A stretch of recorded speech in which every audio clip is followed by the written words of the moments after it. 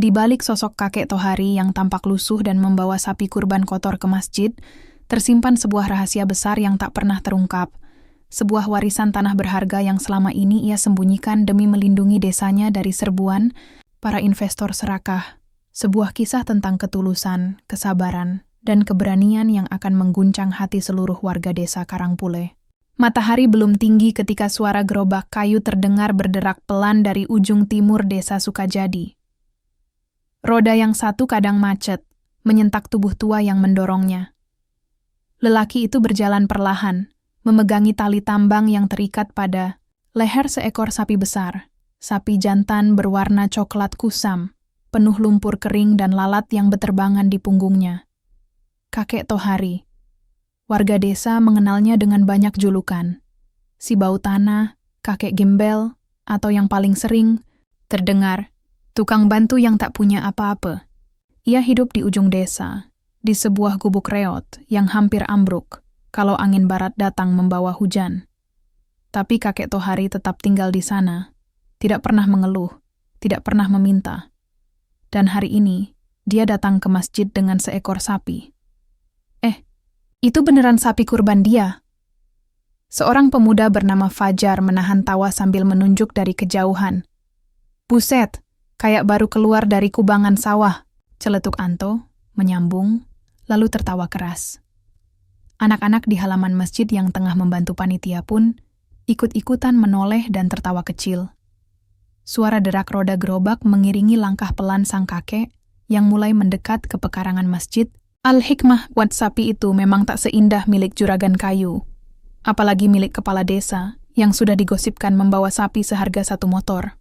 Tapi mata kakek Tohari berbinar. Di tangannya, tambang itu seperti membawa kebanggaan. Seolah, dengan sapi itu, ia membawa hadiah untuk Tuhan. Namun bagi sebagian besar mata yang memandang, yang mereka lihat hanyalah tawa dan hinaan. Waduh, Pak Ustaz. Suara ketua panitia kurban Pak Anwar terdengar gusar saat melihat kakek Tohari menarik sapinya masuk ke halaman. Ini, sapi buat kurban, kek. Kakek Tohari mengangguk pelan, senyum lusuh tapi tulus mengembang di wajahnya yang keriput. Iya nak, ini dari saya. Saya niatkan kurban tahun ini. Pak Anwar mengangguk kaku. Ia tidak ingin memalukan sang kakek. Tapi jelas dari pandangannya, sapi itu jauh dari kata layak. Bulu kusam. Kuku kaki berlumur lumpur. Punggung penuh bekas garukan. Dan aroma... jangan ditanya. Bahkan lalat pun seperti berpesta di sana. Ini, sudah dicek kesehatannya, kek? Kakek Tohari tertawa kecil. Sudah, nak. Sama Pak Roni dari puskesmas. Dia bilang sehat. Cuma, ya, saya belum sempat mandikan. Maaf ya, belum kinclong seperti milik Pak Lurah. Beberapa orang panitia saling berpandangan. Ada yang mengangkat bahu, ada pula yang langsung berbisik, kalau disembelih nanti bisa-bisa orang pada muntah duluan. Tapi Tohari tak ambil pusing. Ia menambatkan tali ke pohon mangga di sisi masjid, lalu duduk bersila di bawahnya. Matanya memandangi sapi itu lama, seakan sedang memandang anak sendiri. Masih banyak yang tak tahu. Sapi itu sudah dipeliharanya sejak masih kecil. Seekor anak sapi yang dulu nyaris mati di kubangan sawah saat banjir. Ia temukan waktu mencari kayu bakar. Badannya penuh luka, lemas dan tak bisa berdiri. Waktu itu orang-orang menyuruhnya ditinggal saja. Tapi Tohari menggendongnya, menaruhnya, di samping tungku kecilnya, dan mengobati luka-lukanya dengan dedaunan hutan yang ditumbuk halus. Tahun demi tahun berlalu. Anak sapi itu tumbuh besar. Tak pernah dijual, tak pernah ditukar. Kalau nanti umur panjang, kata kakek Tohari suatu hari pada dirinya sendiri, kamu yang akan jadi kurbanku. Aku nggak punya banyak, tapi aku bisa kasih yang terbaik dari yang aku punya. Dan hari itu pun datang. Hari di mana semua orang melihat dirinya bukan sebagai seseorang yang memberi, melainkan seseorang yang layak dikasihani. Kenapa sih Kek Tohari maksa banget mau kurban? Tanya seorang ibu muda bernama Yuni pada tetangganya. Biar dikira orang baik, kali. Padahal hidup aja numpang nafas. Palingan itu sapi curian. Ucapan-ucapan itu mengalir pelan seperti racun. Tak banyak yang membela, kecuali satu anak muda bernama Gilang. Ia duduk di teras masjid, memperhatikan semuanya dengan mata sempit dan hati penuh tanda tanya. Ia baru pulang dari kota, baru 2 bulan tinggal di desa itu, membantu pamannya yang guru ngaji. Tapi sejak melihat kakek tua itu dari awal, ia merasa ada sesuatu yang berbeda. Bukan karena penampilannya, bukan karena sapinya, tapi karena cara lelaki tua itu memandang dunia. Penuh sabar, dan benar-benar tidak takut dihina. Saat azan zuhur berkumandang, masjid mulai ramai. Warga datang membawa kambing, sapi, bahkan ada yang mendaftar atas nama kelompok. Di antara kegembiraan hari raya yang mulai terasa, kakek Tohari duduk diam di bawah pohon. Ia tak bicara. Ia hanya menunggu, seakan semua ejekan dan pandangan sinis tadi sudah ia maafkan sebelum sempat ditujukan. Seorang anak kecil mendekat, membawa 2 gelas air plastik. "Kakek, haus?" Tohari tersenyum. "Iya, nak. Terima kasih." Anak kecil itu duduk di sampingnya, menatap sapi kotor dengan rasa ingin tahu. "Kakek sayang sama sapi ini, ya?" "Sayang sekali," jawab Tohari pelan. Karena dia satu-satunya teman kakek selama bertahun-tahun. Anak itu terdiam. Tak lama kemudian, ia berlari ke arah teman-temannya. Tapi kakek Tohari tidak peduli. Ia hanya duduk di sana, menunggu hari esok, hari di mana sapi itu akan disembelih. Dan mungkin hari di mana semua orang mulai tahu bahwa kurban bukan hanya soal harga sapi atau kilau bulu, tapi soal hati. Dan kakek Tohari punya hati yang lebih besar dari siapapun di desa itu. Langit pagi desa Sukajadi terlihat pucat, seperti wajah seseorang yang kelelahan, namun tetap tersenyum. Embun masih menempel di pucuk-pucuk ilalang ketika kakek Tohari bangun dari dipan kayu yang telah melengkung di tengah. Dinding bambu rumahnya mengeluarkan suara krek-krek setiap kali angin pagi masuk melalui celah-celahnya. Tapi seperti biasa, tak ada keluhan dari bibir lelaki tua itu. Ia hanya menarik nafas panjang, lalu menatap langit-langit dengan syukur. "Alhamdulillah, masih bisa bangun," gumamnya, pelan. Tak butuh waktu lama baginya untuk mulai menjalani hari. Setelah mencuci wajah dengan air sumur yang dingin menusuk tulang, kakek Tohari langsung berjalan ke belakang rumah. Di sana, sapi miliknya, yang oleh beberapa orang disebut sapi kubangan, tengah mengunyah jerami sambil menggoyangkan ekor. "Toh, ayo makan pelan-pelan ya. Besok kamu bakal jadi tamu agung," ucap kakek Tohari sambil mengelus leher sapi itu. Ada nada sedih di suaranya, namun juga ada kebanggaan. Ia tahu, tak banyak orang miskin sepertinya yang bisa berkurban. Tapi ia bukan mencari pujian. Ia hanya ingin menjalankan niat yang telah tumbuh bertahun-tahun di dalam hatinya. Setelah memastikan sapinya cukup makan, kakek Tohari mengambil cangkul dari sudut rumah. Ia tak punya ladang besar. Yang ia punya hanyalah sebidang kecil tanah di belakang rumah tempat ia menanam singkong dan kacang-kacangan. Tapi hari ini, bukan ladang yang jadi tujuannya. Ia menuju rumah Burina, janda beranak 3 yang tinggal, tak jauh dari masjid.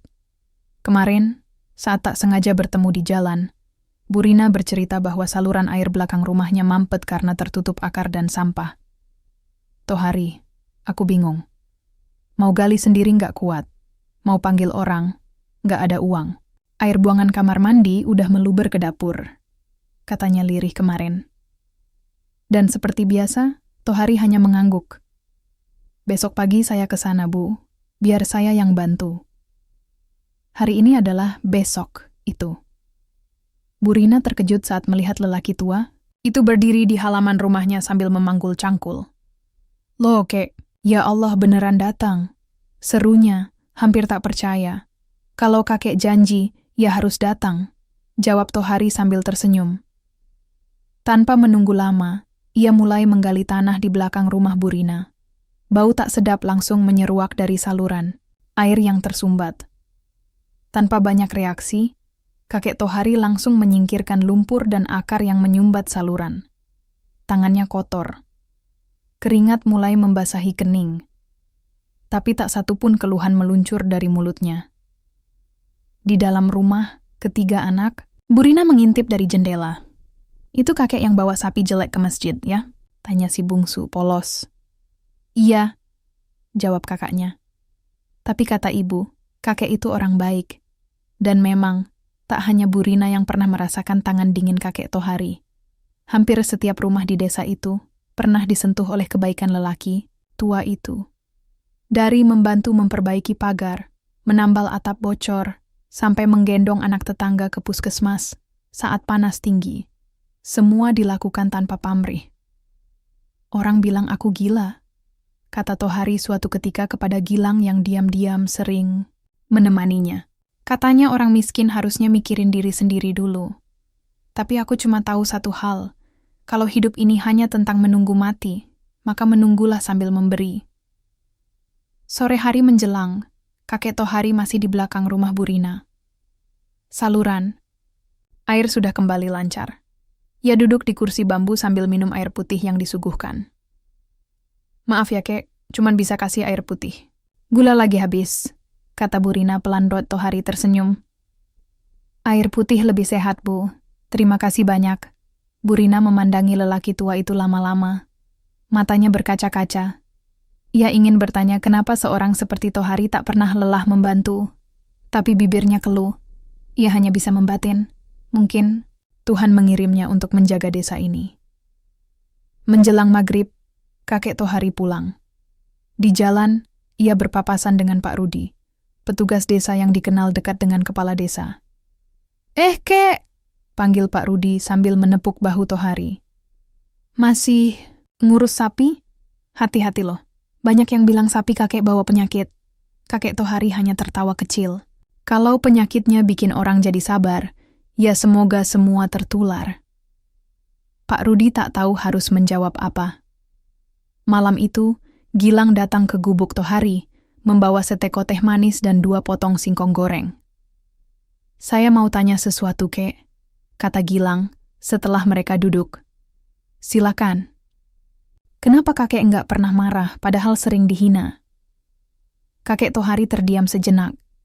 Ia menatap langit malam yang penuh bintang. Lalu ia menjawab dengan suara yang nyaris seperti bisikan. Karena mereka belum tahu apa yang sebenarnya mereka lihat. Gilang tertegun. Maksudnya, Kek? Kalau orang melihat lumpur di tubuh sapi, mereka akan jijik. Tapi kalau mereka tahu, sapi itu tumbuh dari kasih sayang dan ketulusan, mereka akan melihatnya sebagai simbol pengorbanan. Sama seperti aku.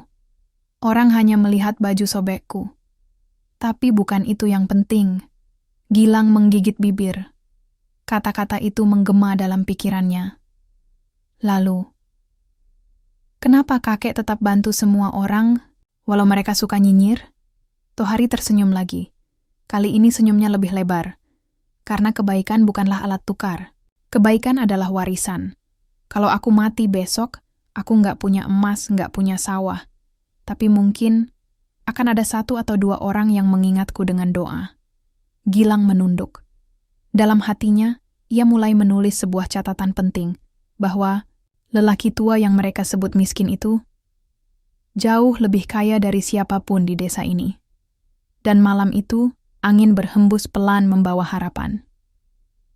Di dalam gelap, ada cahaya kecil dari gubuk reyot. Tapi cahaya itu bukan dari lampu. Ia berasal dari hati seorang lelaki bernama Tohari, yang setiap harinya memberi, tanpa pernah meminta kembali. Pagi itu, suara azan subuh belum selesai berkumandang, ketika kakek Tohari membuka pintu rumahnya yang sudah hampir kehilangan engsel. Udara pagi masih lembab, dan bau tanah basah tercium pekat setelah hujan semalam. Ia menyambut pagi seperti biasa, dengan senyuman lemah namun tetap tulus, lalu menyiram tanaman-tanaman kecil di sisi rumah. Sapi besarnya, Sito, sedang meringkuk di bawah pohon jambu air. Lumpur masih menempel di tubuhnya, walau semalam sudah sempat disiram air hujan. Tok, kamu harus bersih besok. Gak boleh ada yang merasa jijik sama kamu waktu dikurbankan. Meski kamu sapi, kamu lebih mulia dari mereka yang suka menghina. Bisik kakek Tohari sambil mengusap kepala sapi itu dengan kain lusuhnya. Dari kejauhan terdengar suara sepeda motor yang berhenti mendadak. Disusul dengan teriakan keras. Kakek Tohari. Suara itu familiar, parau, dan seperti menyimpan rasa kesal. Tohari menoleh. 3 orang berdiri di pinggir jalan. Pak Armin, ketua panitia kurban, Pak Rudi dari kantor desa, dan satu lagi, seorang pria muda berjas, tak lain adalah Rian, anak kepala desa yang baru saja pulang dari kota. Pak Armin mendekat sambil melipat tangan di dada. Ini serius. Kami dari panitia kurban sudah rapat semalam. Kami khawatir, sapi kakek itu nggak layak disembelih di halaman masjid. Banyak yang bilang sapi itu bawa penyakit. Tohari diam. Ia tahu arah pembicaraan itu. Lagi pula, sapi kayak gitu bikin malu. Nanti orang-orang kota yang lihat bisa salah. Paham, desa kita jadi jelek namanya, sambung Rian dengan nada meremehkan. Pak Rudi mengangguk. Bukan kami nggak menghargai, kek, tapi mohon maklum. Kita pengen acara kurban ini terlihat, ya, lebih berkelas. Kakek Tohari menarik, napas pelan. Hatinya bagai ditusuk pelan-pelan. Tapi seperti biasa, tak ada amarah yang keluar. Ia menatap mereka satu persatu, lalu berkata lembut. Sapi ini sudah saya rawat dari kecil. Makan seadanya. Tidur di tanah. Tapi setiap hari saya siram dengan doa.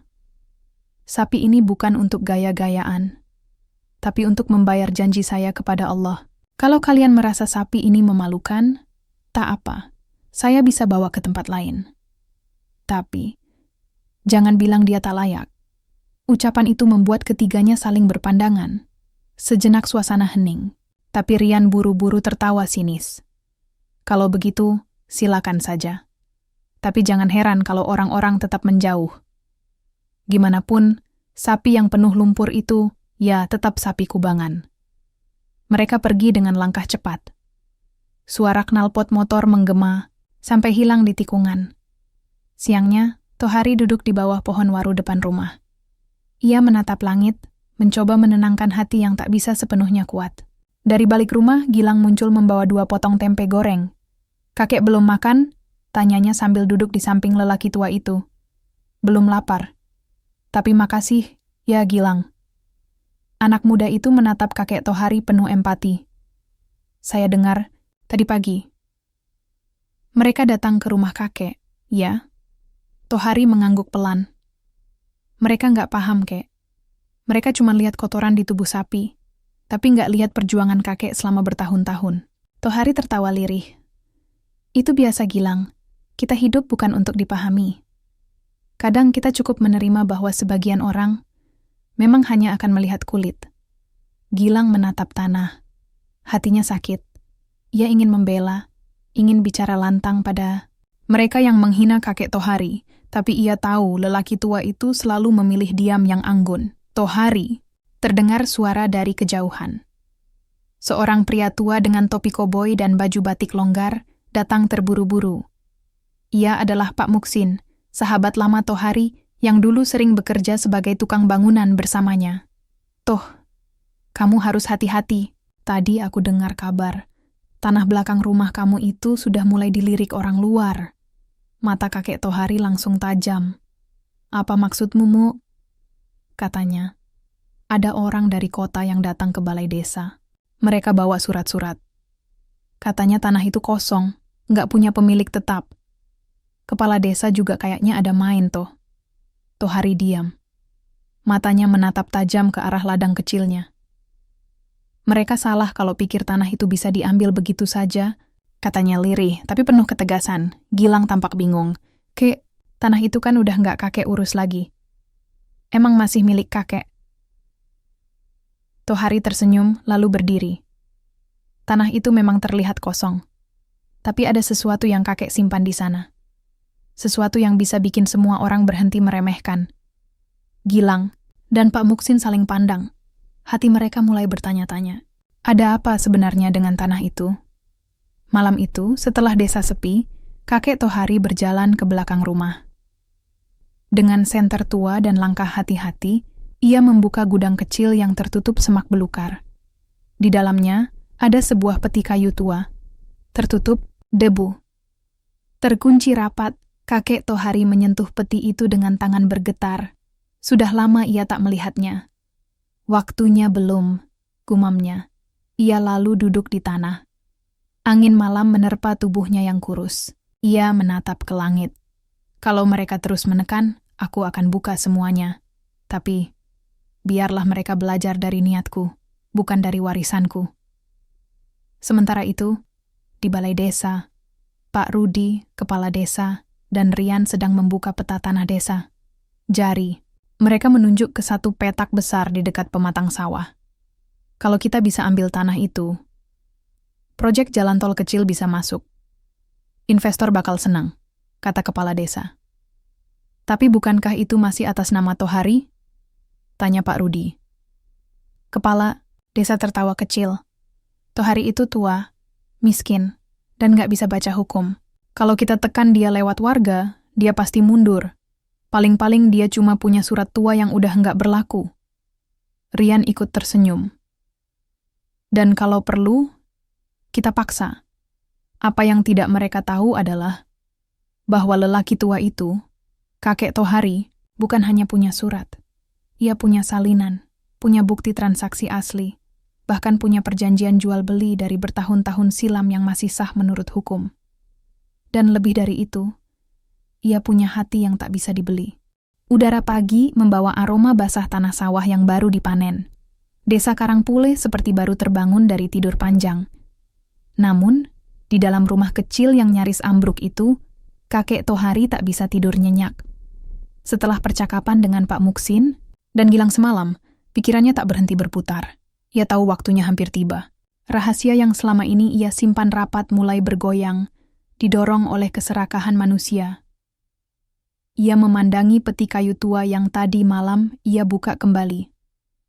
Di dalamnya tersimpan surat-surat yang ditulis dengan tangan rapi oleh notaris dari kota, saksi, legal dari transaksi tanah yang kini tengah diburu.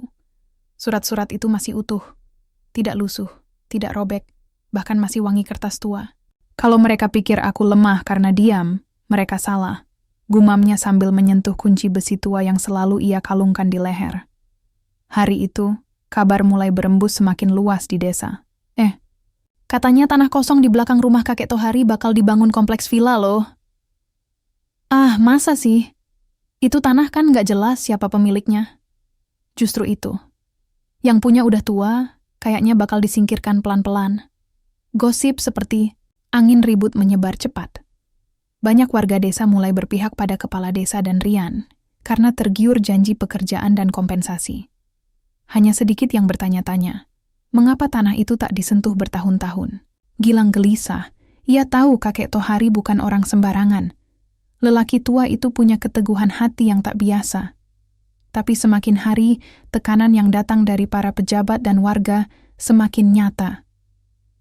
Ia memberanikan diri bertanya saat membantu kakek Tohari membersihkan kandang Sito kenapa kakek nggak pernah bilang tentang tanah itu? Semua orang pikir kakek itu miskin. Hidup dari hasil kebun seadanya.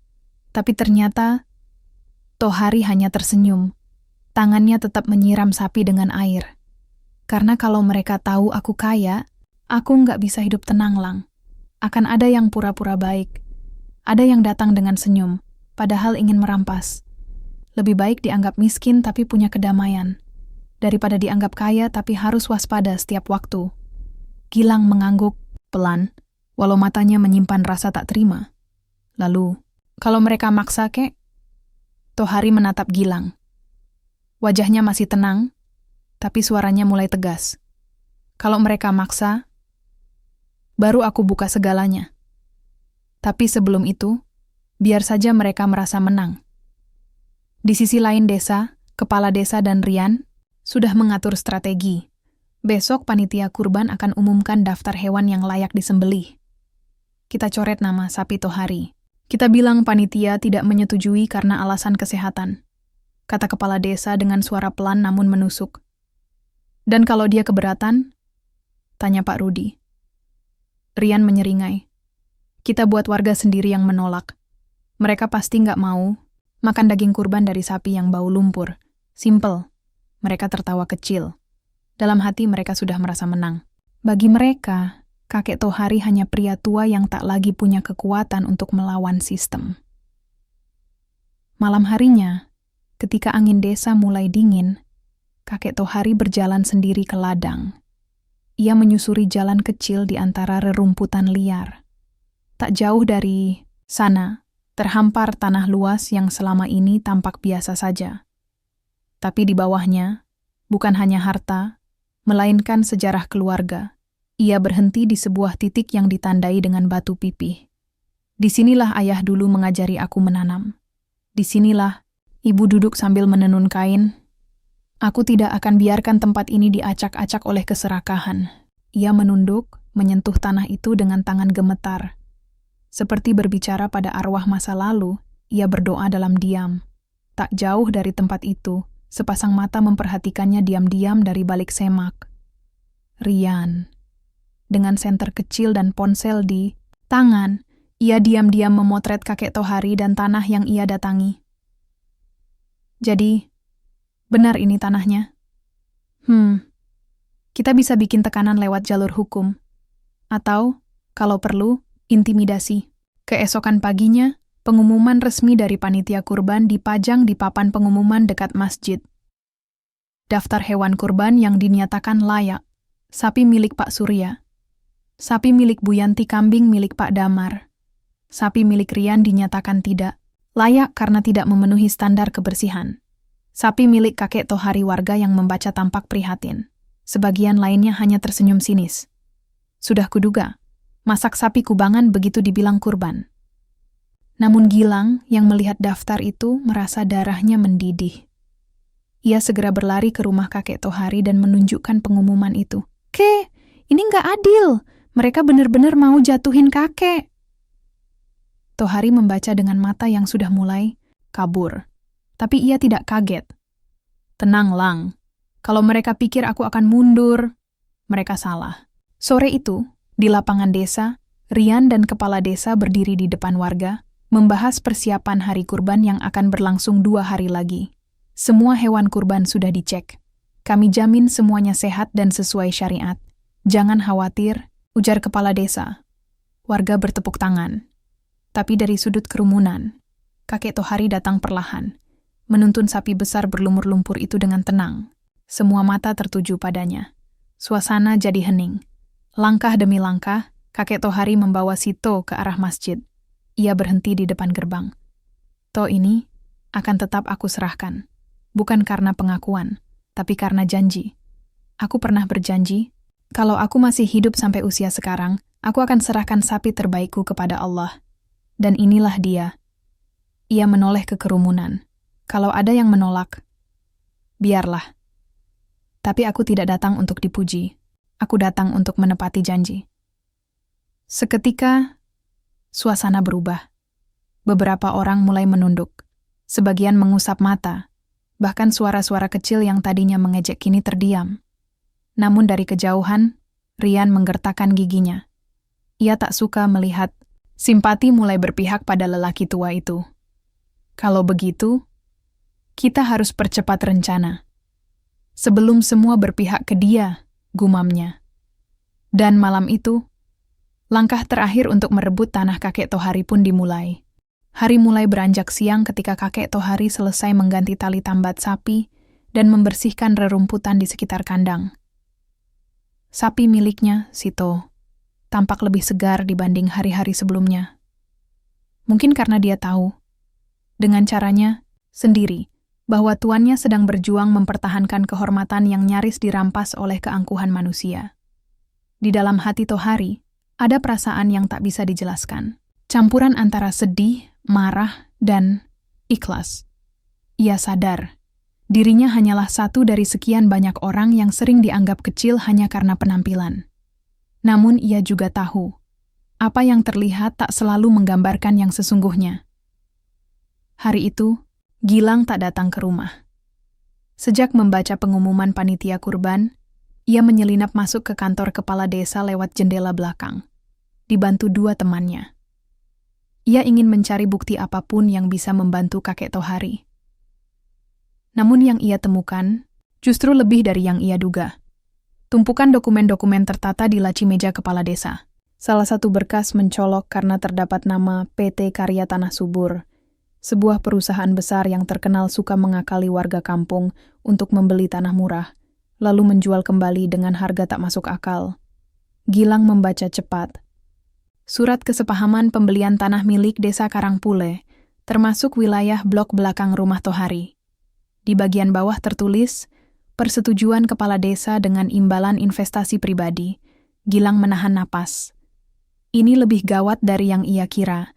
Ia langsung memotret semua dokumen itu dengan ponselnya lalu menyelinap keluar, berlari ke rumah Bu Neti, ibu dari temannya yang bekerja di kantor pengacara di kota.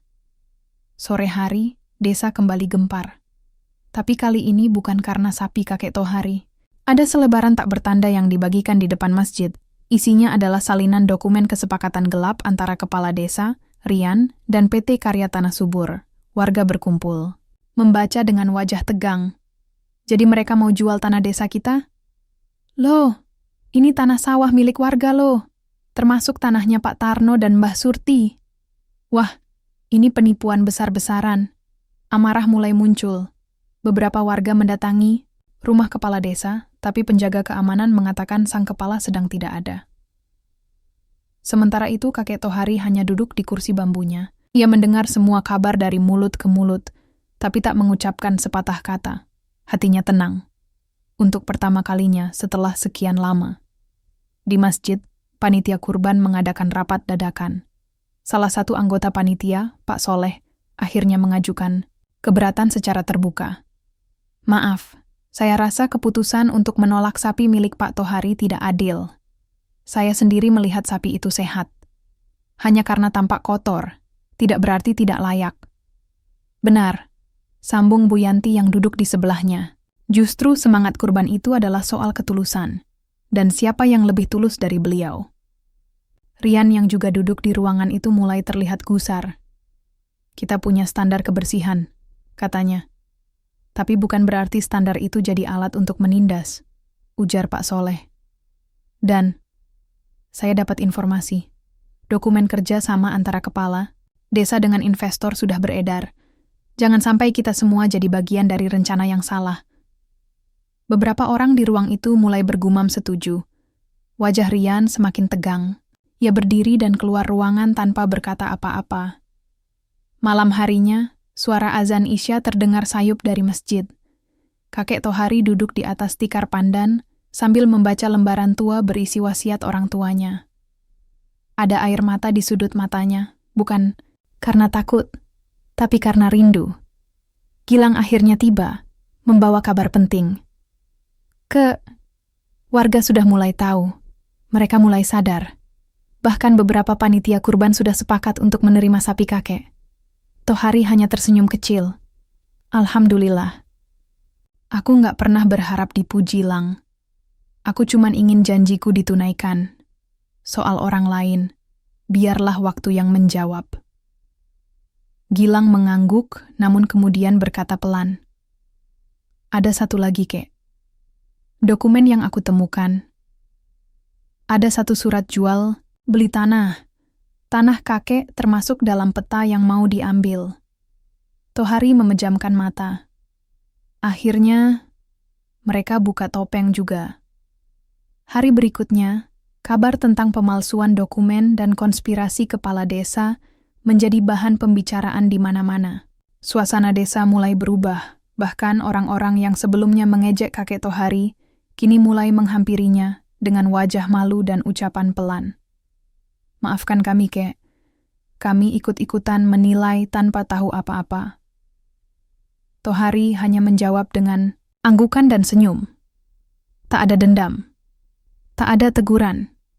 Hanya keteduhan yang keluar dari wajahnya yang lapuk tapi penuh makna. Namun konflik belum berakhir. Di balik segala kebaikan itu, Rian menyusun rencana akhir yang lebih kejam. Kalau mereka nggak bisa dipaksa secara hukum, kita bisa pakai cara lain. Bikin kakek itu ketakutan.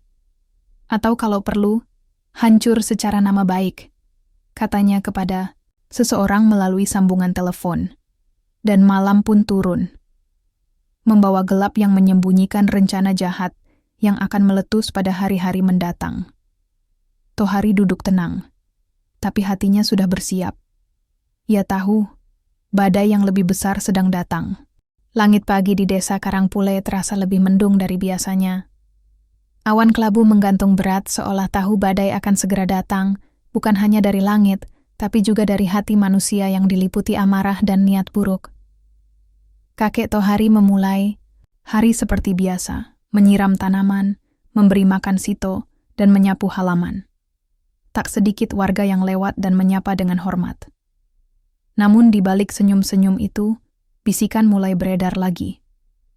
Kali ini bukan soal sapi, tapi soal uang, surat tanah, dan tuduhan baru yang jauh lebih menyakitkan. Sebelum waktu zuhur, selebaran misterius tersebar di rumah-rumah warga dan warung kopi. Isinya mengejutkan.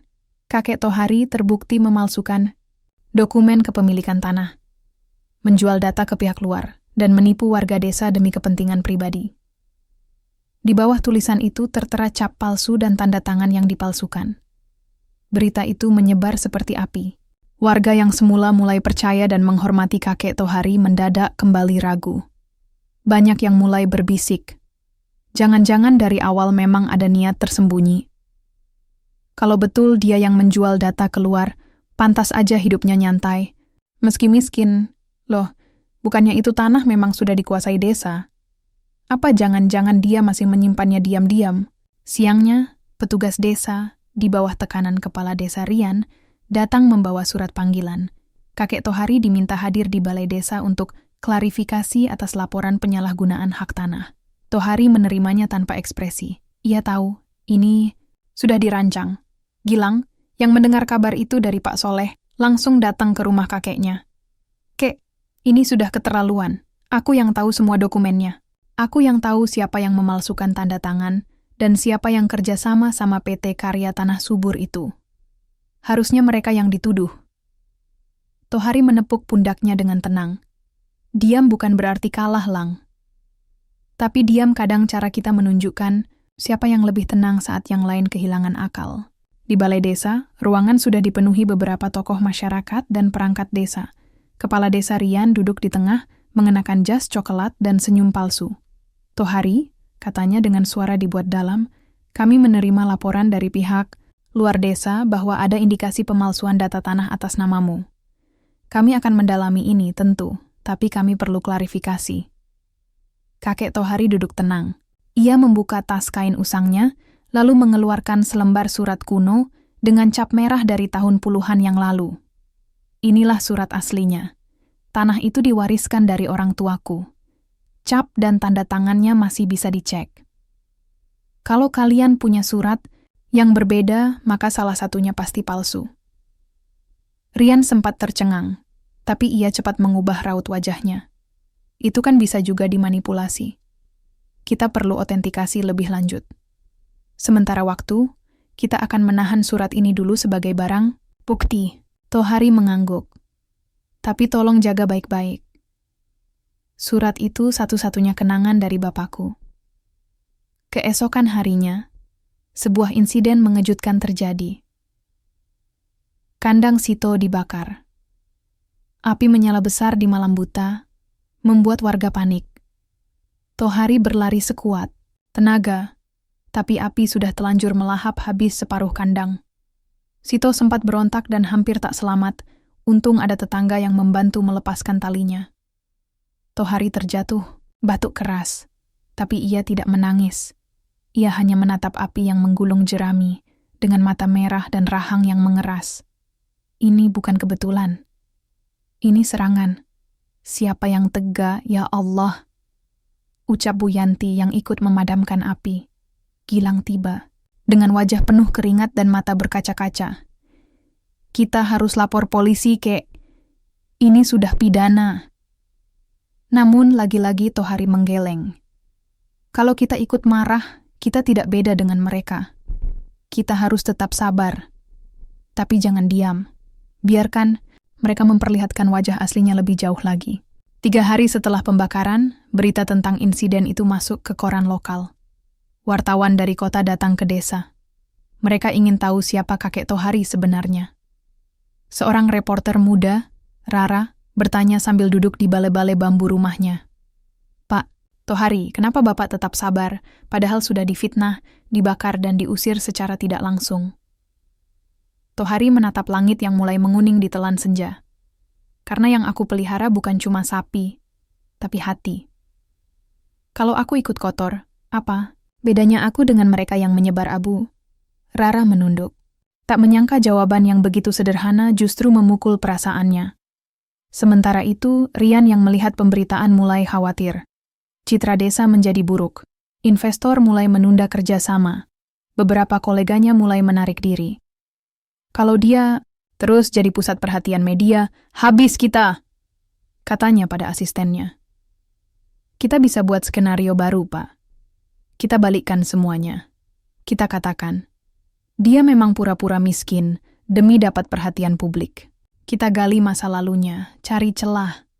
Atau kita pakai orang dalam untuk nyusup dan hancurin buktinya. Rian mengangguk. Lakukan. Kalau perlu, dia kita jebak, biar terlihat bersalah di depan umum. Hari Raya Kurban tinggal menghitung hari. Tapi badai belum berhenti. Bahkan kini semakin menggila. Hati-hati yang tulus sedang digempur oleh kebencian terencana. Namun di balik segala fitnah, satu hal tak bisa mereka hancurkan. Kebenaran. Dan kebenaran itu, sebentar lagi, akan keluar. Dengan cahaya yang tak bisa ditutupi siapapun. Hari Raya Idul Adha tinggal 3 hari lagi. Suasana di desa Karangpule mulai berubah. Setelah api membakar kandang kakek Tohari, pendapat warga mulai terbelah kembali. Sebagian besar mulai bersimpati, namun ada pula yang kembali ragu karena fitnah yang disebar terus-menerus melalui pesan tak dikenal dan selebaran-selebaran baru. Yang paling mengejutkan, kabar terbaru menyebutkan bahwa sapi kurban milik Tohari kini dianggap tidak layak karena pernah mengalami luka bakar ringan akibat kebakaran. Luka kecil di kaki belakang Sito dijadikan alasan oleh panitia untuk menyatakan hewan itu cacat. Tohari, kami paham niat baikmu. Tapi ini aturan. Hewan cacat tidak boleh untuk kurban, kata seorang panitia dengan nada datar. Kakek Tohari hanya mengangguk. Wajahnya tenang, tapi napasnya berat. Ia tahu luka itu tak besar, dan sapi itu tetap sehat. Tapi ia tidak ingin berdebat. Ia tak mau menambah kegaduhan. Ia memilih pulang, menggiring Sito perlahan dengan hati yang nyaris remuk. Sementara itu, Rian semakin berani. Di ruang tamu rumahnya yang megah, ia duduk bersama 2 pria berjas, perwakilan dari PT Karya Tanah Subur. Kami sudah tak sabar, Pak Rian, kata salah satu pria. Surat jual beli harus selesai sebelum bulan depan. Tanah yang belum jelas, statusnya, terutama milik si Tohari, segera bersihkan. Kalau perlu kita buat dia menyerah. Rian menyeringai. Tenang saja, saya sudah siapkan langkah terakhir. Langkah terakhir itu adalah sebuah jebakan. Keesokan malam, saat suara jangkrik menjadi satu-satunya irama di desa, 3 orang tak dikenal menyelinap ke rumah kakek Tohari. Mereka mengenakan pakaian hitam, membawa karung dan botol-botol. Di bawah, sinar rembulan. Mereka menyusup ke dapur, memecahkan jendela kecil, lalu menyebarkan cairan bensin di sudut-sudut rumah. Namun rencana itu gagal. Pak Soleh, yang sejak insiden kandang terbakar mulai curiga, diam-diam menjaga rumah Tohari dari kejauhan. Ia melihat bayangan mencurigakan dan segera berteriak, membangunkan warga. Pencuri, pembakar, ada orang mencurigakan di rumah Mbah Tohari. Warga berhamburan keluar rumah. Beberapa membawa senter, bambu, bahkan galah. Ketiga penyusup panik. Mereka berlari ke arah belakang ladang, tapi 1 orang tertangkap. Wajahnya disorot lampu senter, dan yang lebih mengejutkan, ia adalah pegawai kantor desa. Kakek Tohari keluar dari rumah. Wajahnya pucat, namun tetap tenang. Apalagi ini? Tanyanya lirih. Orang yang tertangkap tak bisa banyak bicara. Ia hanya menunduk, menggigit bibirnya sendiri. Ngaku siapa yang suruh kamu? Teriak Pak Soleh. Diam. Beberapa warga mulai mencurigai motif sebenarnya dari semua fitnah dan serangan yang terjadi selama ini. Keesokan harinya, warga berkumpul di balai desa.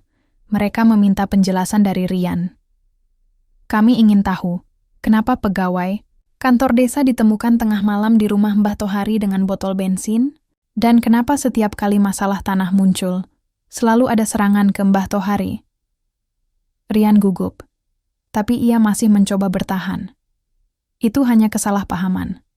Kami sedang melakukan investigasi internal. Pegawai itu akan ditindak. Namun rakyat tak lagi diam. Gilang berdiri memutar rekaman suara yang ia rekam diam-diam malam sebelumnya. Rekaman saat Rian berbicara di telepon tentang menjebak dan menghancurkan kakek Tohari. Ini buktinya. Kakek saya dijebak. Tanah itu hendak dirampas dengan cara licik. Ruangan itu langsung gaduh. Rian pucat. Ia mencoba merampas ponsel Gilang, tapi 2 warga menahan tubuhnya. Panitia masjid yang hadir di tempat itu pun akhirnya ikut bersuara. Dengan segala bukti ini, kami sebagai panitia menyatakan permintaan maaf terbuka kepada Pak Tohari. Sapi kurban miliknya tetap kami terima. Kami yang salah menilai. Hari itu menjadi titik balik. Warga yang sebelumnya ragu kini melihat dengan mata kepala sendiri bagaimana fitnah dirancang begitu licik. Kebenaran akhirnya mulai terkuak. Gilang menangis di pelukan kakeknya. Kek, aku takut. Mereka bisa saja balas dendam. Tohari membelai rambut cucunya. Jangan takut, Lang. Saat kebenaran sudah bicara, keburukan tak akan bisa menutupinya lagi. Namun meskipun sebagian besar warga mulai berpihak kepada Tohari, perlawanan belum sepenuhnya selesai. Rian belum menyerah. Dalam diam, ia menyusun satu siasat terakhir. Lebih berbahaya dari sebelumnya. Dan pada malam terakhir sebelum Hari Raya Kurban, seseorang misterius menyusup ke ruang arsip desa, membawa satu amplop rahasia yang bisa mengguncang. Segalanya isinya dokumen tua dan sebuah surat dari masa lalu, yang menyimpan kunci terbesar rahasia kakek Tohari.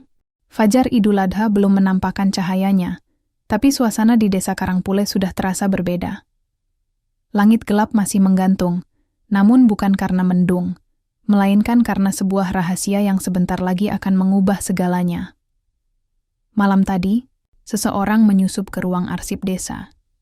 Tanpa suara, tanpa jejak, ia membawa satu amplop usang dengan tulisan tangan di sampulnya. Tohari, simpan ini baik-baik. Jangan biarkan dunia tahu sebelum saatnya. Amplop itu, entah bagaimana, kini berada di tangan Gilang. Ia menemukannya terselip di bawah pintu rumah bersama selembar catatan kecil. Saat semua gelap menyelubungi, kebenaran harus menemukan cahaya. Bacalah bersama mereka yang pernah mencaci. Pagi itu, warga sudah berkumpul di masjid. Suara takbir menggema, membelah langit yang perlahan mulai memerah. Para panitia sibuk mengatur hewan kurban. Namun perhatian warga tak tertuju pada barisan sapi atau kambing. Semua mata menunggu kedatangan satu orang, kakek Tohari. Dan ketika suara langkah kaki renta terdengar dari arah utara lapangan, semua kepala menoleh serempak. Tohari datang dengan Sito yang kini sudah bersih dan sehat. Anak-anak berlarian ke arahnya, tak takut seperti dulu. Bahkan beberapa remaja dan bapak-bapak membantu menarik tali Sito ke tempat penyembelihan. Namun sebelum penyembelihan dimulai, Gilang berdiri di depan mimbar. Wajahnya tegang, tangan gemetar menggenggam amplop misterius yang ia temukan. Ada sesuatu yang harus disampaikan, katanya lantang. Ini tentang kakek saya, tentang siapa dia sebenarnya. Warga mendadak hening, bahkan panitia menyisihkan mikrofon ke arahnya. Gilang membuka amplop itu perlahan. Ia mengeluarkan beberapa lembar dokumen tua, termasuk satu akta kepemilikan, tanah, surat pengakuan, dan satu surat dari seorang tokoh desa puluhan tahun lalu. Isi surat itu dibacakan keras-keras. Tohari adalah anak dari Alm, Raden Wirasentana, pemilik lahan terbesar di barat Karangpule. Atas permintaan beliau sebelum wafat, seluruh tanah warisan diserahkan kepada Tohari dan diminta untuk tidak dijual kepada siapapun demi menjaga keseimbangan desa dan kelestarian alam sekitar. Namun karena adanya tekanan politik dan upaya pengambil alihan, Tohari memutuskan hidup dalam kesederhanaan, menyembunyikan identitasnya sebagai satu-satunya pewaris tanah itu, dan menunggu waktu yang tepat untuk mengungkapkan semuanya. Tanah itu bukan sekadar aset, ia adalah amanat. Suasana berubah drastis. Mata-mata warga membelalak. Beberapa ternganga. Bu Yanti menutup mulutnya dengan kedua tangan. Jadi, Mbah Tohari itu pewaris tanah besar yang katanya mau dibeli investor itu? Selama ini dia cuma pura-pura miskin? Bukan pura-pura, dia melindungi warisan desanya, bisik Pak Soleh. Kepala desa Rian yang berdiri di samping panitia mendadak kehilangan warna wajahnya. Ia hendak melangkah maju, tapi Tohari mengangkat tangan. Tidak perlu, biar saya yang bicara. Suara Tohari tetap tenang, tapi kali ini ada getar dalam nada bicaranya. Mata tuanya berkaca-kaca. Waktu muda, saya melihat sendiri bagaimana tanah-tanah dijual dengan iming-iming kemajuan. Tapi yang datang bukan kemajuan, yang datang adalah kerusakan. Sungai kering, hutan gundul, dan anak-anak kehilangan tempat bermain. Saya tidak mau itu terjadi di sini. Saya tidak butuh kehormatan, tidak butuh kekayaan. Saya hanya ingin warisan dari ayah saya tetap utuh. Itu sebabnya saya hidup sederhana. Saya simpan surat-surat itu. Saya diam ketika dihina. Saya sabar ketika difitnah. Karena saya tahu, satu hari, kebenaran akan mencari jalannya sendiri. Warga mulai menangis. Beberapa menunduk menahan malu. Kami salah menilaimu, Mbah, ucap seorang pemuda. Maafkan kami, Tohari. Kami terlalu buta oleh prasangka, sahut yang lain. Rian mencoba keluar dari kerumunan, tapi dicegat oleh dua warga. Tidak semudah itu. Kau sudah memfitnah orang tua ini. Kau akan bertanggung jawab di hadapan hukum. Hari itu menjadi hari, penyembelihan bukan hanya hewan kurban, tapi juga ego, kebencian, dan prasangka. Sito disembelih dengan tenang oleh panitia. Dagingnya dibagikan merata ke seluruh warga, termasuk mereka yang dulu mengejek. Tohari tak menyimpan dendam. Ia justru tersenyum sambil membantu membungkus daging. Gilang berdiri di sampingnya. Kek, sekarang semua sudah tahu. Apa yang akan Kek lakukan selanjutnya? Tohari menghela napas, menatap langit yang kini benar-benar cerah. Mungkin sudah waktunya tanah itu dimanfaatkan dengan cara yang benar. Bukan dijual, tapi dibuat untuk masa depan anak-anak desa ini. Ia menatap wajah anak-anak yang berlarian membawa daging kurban. Matanya menyala penuh harapan. Kalau tanah ini aman, desa ini akan tetap hidup, dan itu cukup. Hari Raya Idul Adha berlalu dengan penuh keheningan yang berbeda. Bukan karena kekurangan takbir, melainkan karena hati-hati yang kini mulai belajar memahami. Desa Karangpule, yang dahulu penuh cemoh dan prasangka, perlahan berubah menjadi tempat yang dipenuhi permintaan maaf, pelukan, dan mata yang jujur memandang satu sama lain.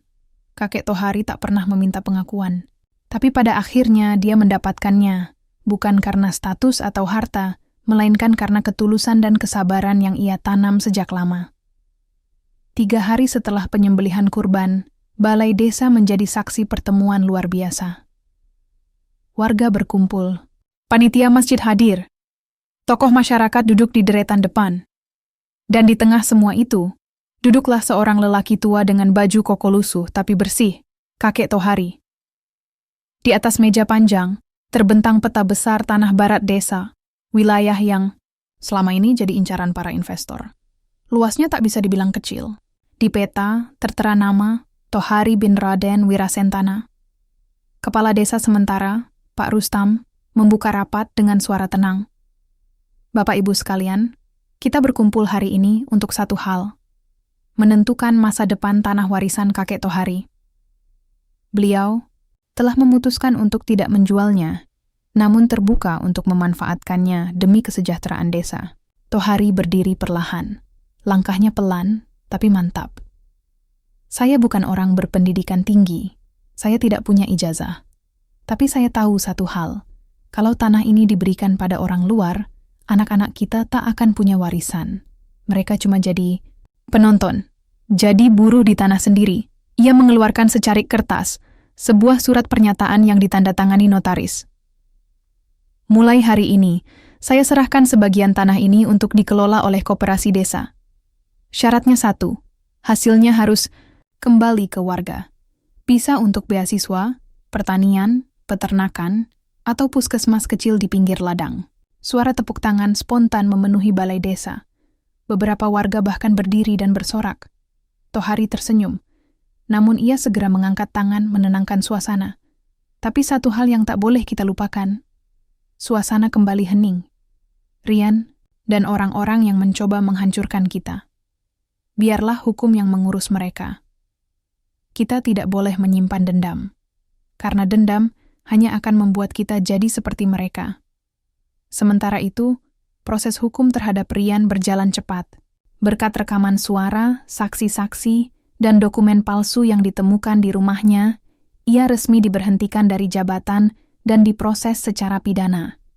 Namun Tohari menolak untuk hadir di sidang. Kalau saya hadir, saya hanya akan mengingat kesalahannya, bukan kebaikannya. Biarlah ia mempertanggungjawabkan semuanya sendiri, katanya lembut pada Gilang.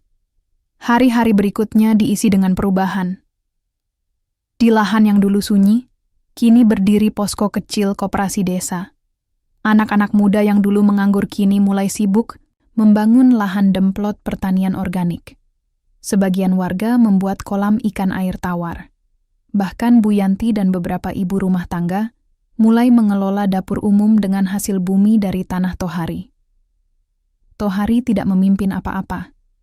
Ia hanya duduk di balai bambu setiap sore, menonton dari kejauhan, kadang memberi nasihat jika diminta. Tugas saya bukan memimpin. Tugas saya hanya menjaga warisan agar tak salah tangan. Ujarnya saat ditanya wartawan lokal yang datang mewawancarainya. Dan ketika seorang wartawan menanyakan, "Apakah Bapak menyesal berpura-pura miskin selama ini?" Tohari hanya tertawa, pelan. "Kalau saya tak pura-pura miskin, saya takkan tahu siapa yang tulus dan siapa yang rakus." Gilang kini berubah. Dari anak pemalu yang suka menunduk karena malu punya kakek kumuh, kini ia bangga berjalan bersama kakeknya. Ia sering diminta bicara di depan anak-anak sekolah tentang perjuangan dan kejujuran. Pada suatu siang, ia berkata kepada kakeknya, "Kek, boleh nggak suatu hari aku yang lanjut jaga tanah ini?" Tohari memandangi langit sebentar. "Kalau kau bisa jaga bukan cuma tanah, tapi juga hati orang-orang di sekitarmu, maka warisan ini pantas kau genggam." Gilang mengangguk. Ia tahu, itu bukan sekadar wasiat. Itu amanat. Dan pada suatu pagi, ketika langit bersih dan suara ayam berkokok terdengar dari segala arah, kakek Tohari duduk di beranda rumahnya. Ia menghirup teh hangat buatan Gilang, menatap hamparan hijau miliknya yang kini bukan lagi miliknya sendiri, tapi milik seluruh desa. Air matanya jatuh tanpa suara. Bukan karena sedih, tapi karena harapan itu kini tak lagi sendiri. Pagi itu, embun masih melekat di dedaunan, dan udara desa Karangpule terasa segar, penuh harapan baru. Kakek Tohari duduk di beranda rumah kayunya. Tangan yang dulu kuat kini mulai melemah, namun matanya tetap bersinar penuh keyakinan. Gilang duduk di sampingnya, menatap dengan hangat. Anak muda itu sudah banyak belajar tentang arti kesabaran, kejujuran, dan kekuatan hati dari sang kakek. "Pak Kek," Gilang memecah keheningan. "Apa yang akan Kek lakukan sekarang?" Tohari tersenyum lemah. "Aku akan menyerahkan semuanya padamu, Nak. Bukan hanya tanah dan warisan, tapi juga amanat untuk menjaga hati setiap orang di desa ini." Gilang menunduk lalu mengangguk mantap. "Ini bukan soal harta, Gilang. Ini soal bagaimana kita menjaga hubungan, kepercayaan, dan rasa hormat antar sesama. Warisan yang paling berharga adalah hati yang saling memahami." Hari itu juga, warga berkumpul di balai desa untuk acara perpisahan dan penghormatan terakhir bagi kakek Tohari. Banyak dari mereka yang dulu meragukan dan mencemooh, kini hadir dengan wajah penuh hormat dan penyesalan. Pak Rustam membuka acara dengan suara berat. "Kakek Tohari bukan hanya pemilik tanah yang mulia, tapi juga guru kehidupan yang mengajarkan kita arti kesederhanaan dan keikhlasan. Satu persatu warga maju untuk memberikan penghormatan. Bu Yanti mengangkat suara lirih. "Mbah, maafkan. Kami yang dulu tak mengerti. Kini kami mengerti, dan kami akan menjaga warisan ini dengan sepenuh hati." Ketika saatnya tiba, giliran Gilang berdiri di depan semua orang. "Terima kasih, Kek, untuk semua pelajaran. Aku janji akan terus menjaga warisan ini, bukan untuk aku, tapi untuk semua orang di Karangpule." Air mata mengalir deras, bukan hanya dari Gilang, tapi juga dari warga yang hadir. Kakek Tohari menghembuskan napas terakhir dengan damai, dikelilingi oleh cinta dan penghormatan yang selama ini ia rindukan. Setelah pemakaman, desa Karangpule berubah menjadi tempat yang berbeda. Tanah warisan mulai dimanfaatkan untuk kebun pendidikan, ruang pertemuan warga, dan lapangan bermain anak-anak. Gilang mengambil peran sebagai pemimpin koperasi desa, namun tetap rendah hati seperti kakeknya. Di setiap rapat, ia selalu mengingat pesan terakhir. Jagalah hati orang-orang di sekitarmu.